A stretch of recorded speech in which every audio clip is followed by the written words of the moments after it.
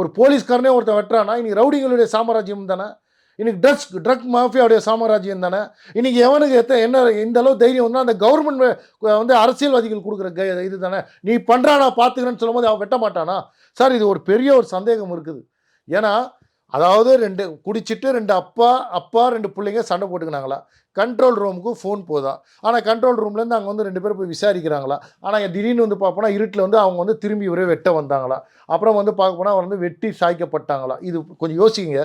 இது நம்புற மாதிரியாகுது. கூட வந்து ஒரு ஓடிட்டாரா. அதான் சார் இந்த இடத்துல முக்கியமான கொஸ்டின் ஏன் வருதுன்னா, அதுக்கு சாட்சியா இருக்காங்கல்ல. இப்போ வந்து என்கவுண்டர்ல செத்தவங்க. அவங்கள விசாரிக்காம நீங்க கொலை பண்ணிட்டா அந்த விஷயம் எப்படி மக்களுக்கு வந்து சார் இதை மூடி மறைக்கிறாங்க. இதற்கு பின்னாடி இருக்கிற அரசியல்வாதி யாருன்னு தெரியல, இதுக்கு பின்னாடி இருக்கிற காவல்துறை அதிகாரிங்க யாருன்னு தெரியல. இதனால பாதிக்கப்பட்டது வந்து இன்னைக்கு வந்து ஒரு போலீஸ், நான் கூட சொல்றேன், காவல்துறையில் நேர்மையான அதிகாரி இருக்கிறான். இன்னைக்கு 1 கோடி ரூபா கொடுத்தோன்னே அதை பற்றி யாரும் பேசல.